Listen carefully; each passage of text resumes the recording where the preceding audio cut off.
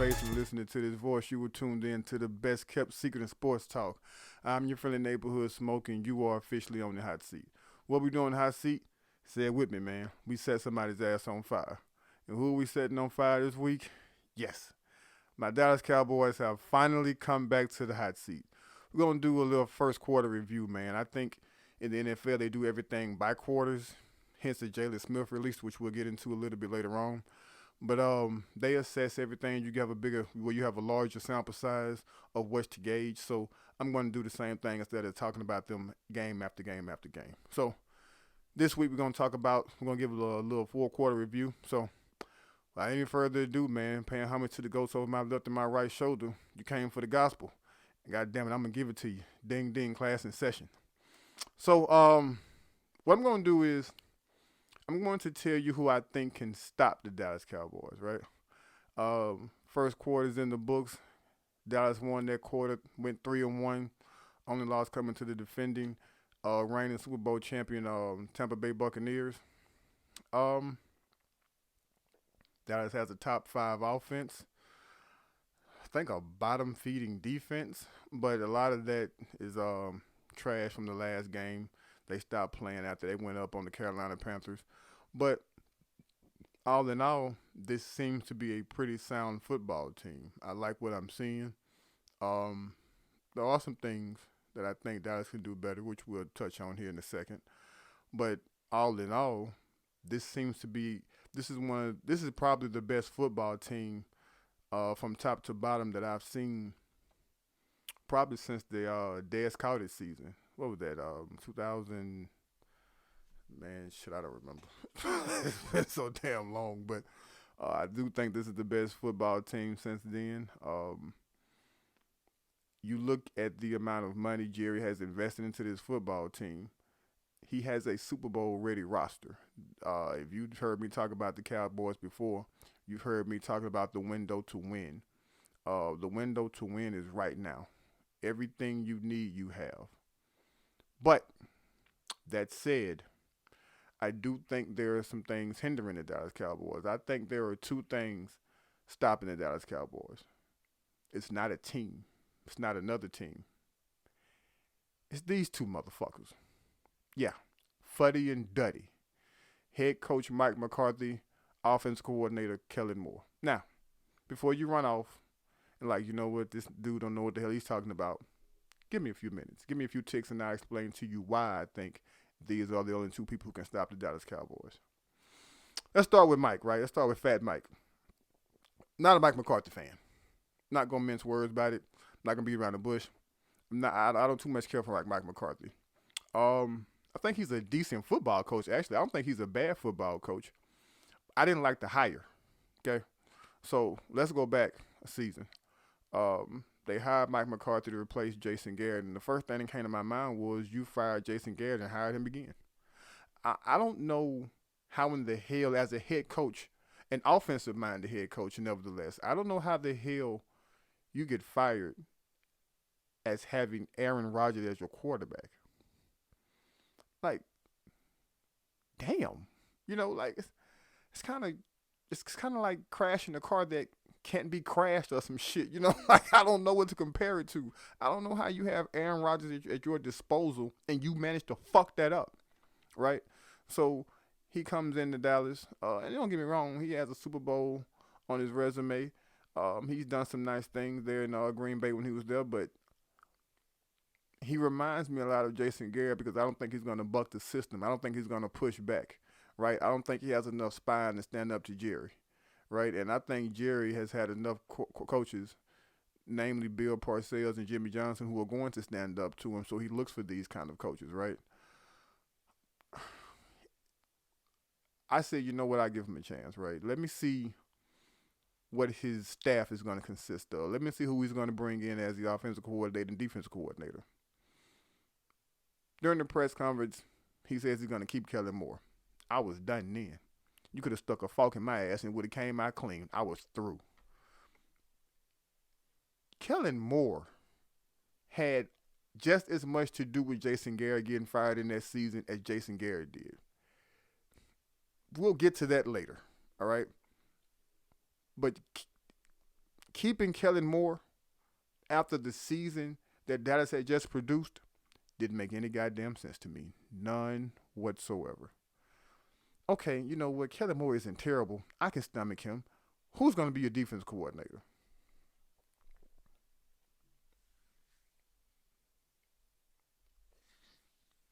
Of all the defensive minds in the world, of all the defensive minds in the world, who would love to have such a coveted position as defense coordinator for the Dallas Cowboys? You call it Mike Nolan?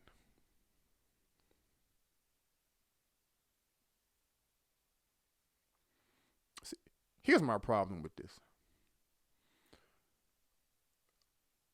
Bringing in Mike Nolan, I already knew you were going to transition from a 3-4 to from a 4-3 to a 3-4, or at least a heavily odd front-based defense. You don't have the personnel to do that. You don't have the personnel to make that switch as seamless as you would like for it to be. And for again, for a Super Bowl ready roster, why would you want to change the defensive scheme and all the philosophies at such a critical juncture in these players' careers, right? I didn't understand that then, and I don't understand it now. And I don't know about anybody else, but every time I've seen a team transition from 4-3 to 3-4, it takes a full fucking year. It takes a full year for those players to understand their responsibility. Because it's listen, man, playing 4-3 to 3-4 is an entirely different beast. It's almost an entirely different world. And you have to have certain personnel, certain body sizes, certain everything for it to work properly, right? So looking at what Dallas had on the roster at that time and looking at what I'm assuming Mike Nolan wanted to do, it just wasn't going to mesh well. And it didn't. Probably the worst defense the Dallas Cowboys have ever fielded. Ever. Think about that. Think about the rich history and tradition and how long the Dallas Cowboys have been an NFL franchise. The worst defense they've ever had. What I didn't understand was why Mike Nolan didn't keep it simple. Because coming into a COVID year, you don't really have the bandwidth to install the things that you like to do schematically on a game-to-game basis. So I would assume you would do things that would, number one, I guess, at the very least, you want to do things that make these players comfortable. But since you can't install your defense the way you'd like to, right? So the things that complement their skill set, these are the things you would want to do normally. Maybe? No? All right. Uh, I'm thinking, maybe he'll dial it back a little bit. Maybe he'll put in a little bit here and a little bit there. Nope, full bore. 3-4 is what we're running. D-Law, you going to stand up. Jaylon and LVE, I'm asking you to do some shit you never had to do in the NFL. And look what the fuck happened. Look what happened. That's on Mike McCarthy just as much as it's on Jerry Jones, because if Mike McCarthy asked for Mike Nolan, Jerry Jones had to approve it. This is why I didn't care for Mike McCarthy. To be a Super Bowl winning head coach, in my opinion, you have to be an elite decision maker, or at the very least have elite talent. He has one of the top 3 or 4 greatest quarterbacks to ever grace the planet Earth. So he was working with something in Green Bay, right? I don't see him as an elite play caller. I don't see him as an elite offensive mind. I don't see him as an elite decision maker. That was strike one. Well, really, that was strike two because of the Kellen Moore thing. Fast forward to now. You look at some of the mismanagement he's had. So, of course, you know where I'm going with this. Going to start off in San Diego. Well, I'm sorry. No offense, Charger fans. Going to start off in L.A. with the Chargers. As things are progressing towards the end of the game and Dallas is driving, I'm a fan, all right? I'm sitting at home. I don't get paid to make these decisions and have this attention to detail and be on top of everything, which is what you pay a head coach to do. I'm watching the game, not the clock. Because when I'm watching football, I look for certain things in the moment. Because I try to, I guess, forecast or at least foreshadow, whatever the hell you want to call it. I just try to predict things in my mind as it relates to what they should do versus what they are doing, looking at personnel packages, things of that nature.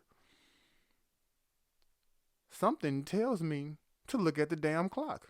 Okay, you run this play, goes for nothing. The clock is ticking. So at this point, I'm looking for a timeout, or at the very least, for you to get to the line of scrimmage, because I'm assuming a play call has already come in. You're going to run this play, probably try to catch the Chargers off guard, gain a few more yards because you don't want a damn near 60-yard field goal to win the goddamn game, right? The first thing I did was look to the top left hand of my TV screen. I had to find Mike McCarthy to see what he was doing because something went awry. Something was wrong.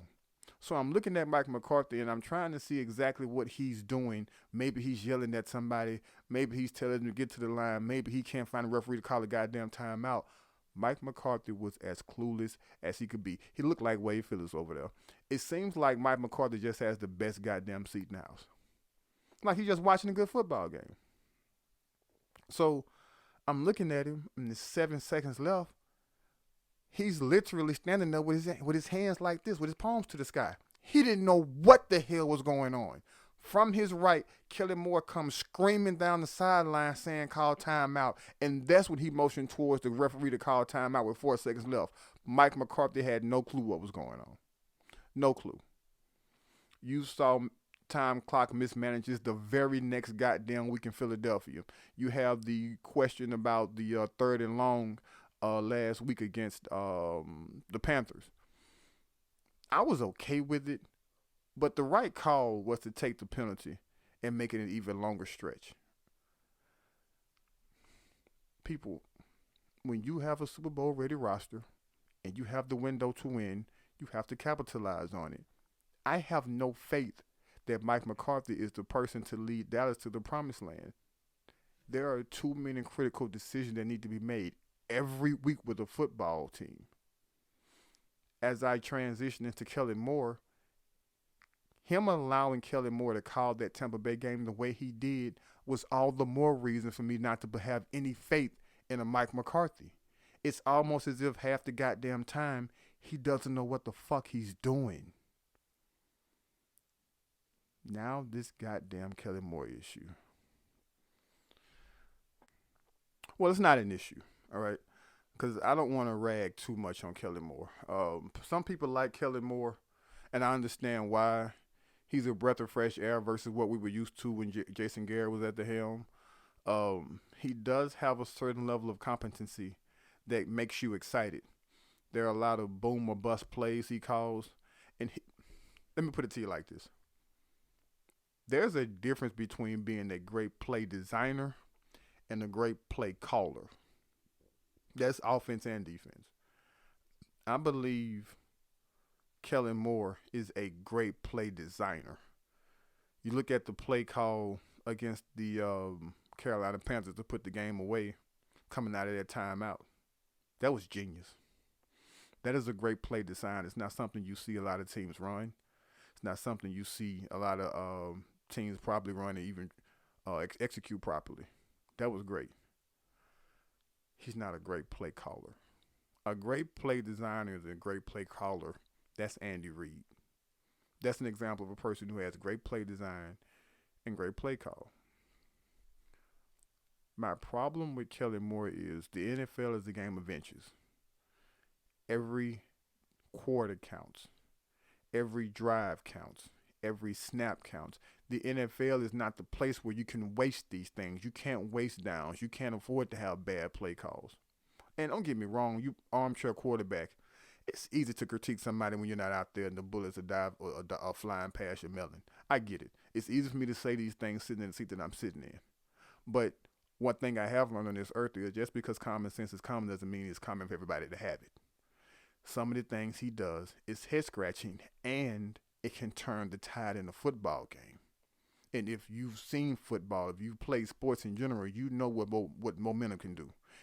Momentum switch can decide who wins a football game, who wins a basketball game, a playoff game, a baseball game, or whatever. Kelly Moore has a knack for calling plays that can change the entire trajectory of a football game. I'll give you this example. It's 2nd and 2, right? Run the ball.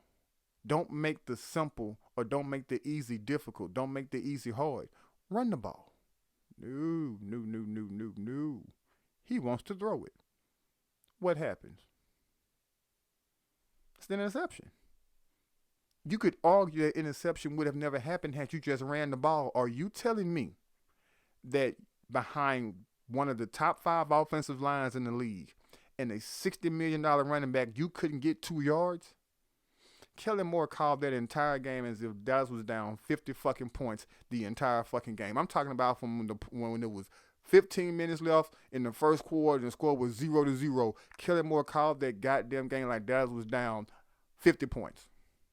Kellen Moore calls football games like I think Kellen Moore is in 17 fantasy football leagues. And every week he plays against Ezekiel Elliott. Every fucking week. And every week in some league, he has Dak Prescott as his starting quarterback. That's what I think. Because even if you look at the stats, I think either Dallas leads the league in rushing or they're second. It's not enough. It's not enough. If somebody, fact check me, get in the comments and fact check me. But every time Dallas has ran the ball more than they've thrown, Dak Prescott has won.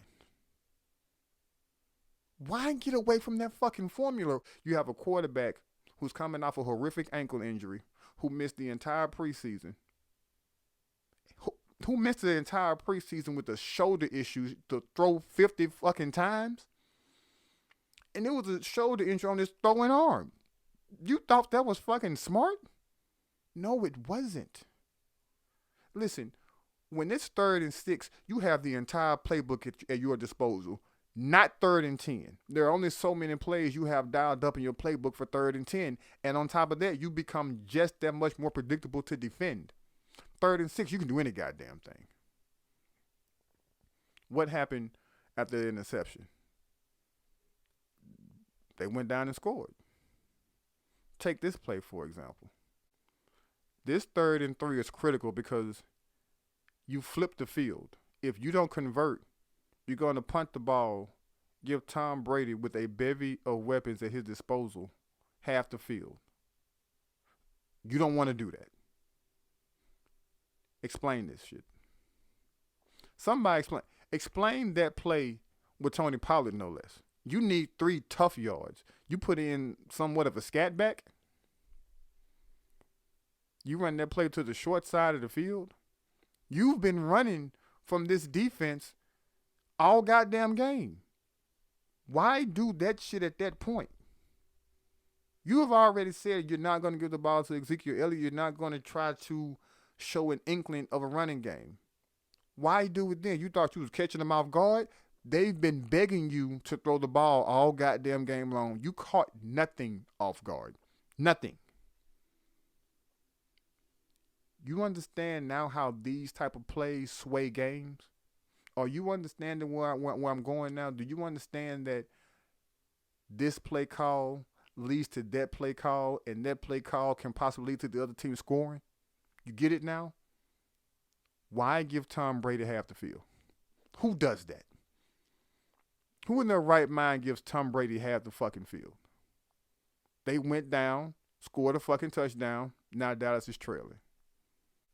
So I'm not saying I see this as a long-standing issue. What I am saying is we need to see some consistency with this, because if you don't rectify this, it can lay dormant, then come back and bite you in the ass at a later time. That's what we don't want to happen. We don't want this to rear its ugly head at the wrong goddamn time, because there is some stiff competition on this goddamn schedule. And throughout the season, expectations do change. So when you meet Kansas City, so when you meet Arizona later on in the season, the trajectory that they're going on is, no more victories, no more. There are no good losses. If you keep playing like this and this defense keeps humming, you're going to get more healthy. You're going to get more players back. The expectation will be to beat them, not to compete with in Arizona. It'll be to beat Kansas City, not to compete with them.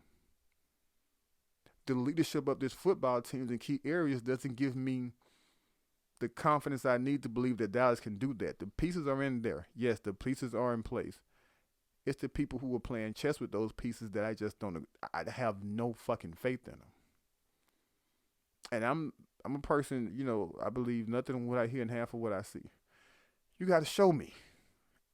I'm looking. You know, I'm waiting, and it's not even me nitpicking because, again, the NFL is a game of inches. Everything matters. You cannot take anything for granted. You're not the Kansas City Chiefs. The Kansas City Chiefs are the most disrespectful team I've ever seen when it comes to calling plays because they know they just get those points on the back end. They've called plays like that for the last 2.5 seasons. I'm telling you that until you get there, and even when you do, it's still not good enough. Don't be the Kansas City Chiefs, right? You don't have a generational quarterback. Uh, you don't have one of the all-time great head coaches. Do what works. Do what makes sense. Transitioning to Jaylon Smith briefly. I know it came as a shock. It actually shocked me a bit, but the writings have been on the wall. But you looked at when they drafted Michael Parsons, his clock was ticking then. Only because Michael Parsons plays middle linebacker. If you want to utilize Jaylon Smith properly, he plays linebacker. It's just a matter of time. You look at the amount of money they saved. And, some of you all was saying, well, they was going to have to pay that money had he got hurt or not. Not about the money they have to pay him this year, about the money they've been on the books for next year had he got hurt because you couldn't cut him, right? I like depth, so I'm not thrilled about it. I'm not excited about it. But you look at the pieces that Dallas has in place and all the pieces that are playing well on the back end.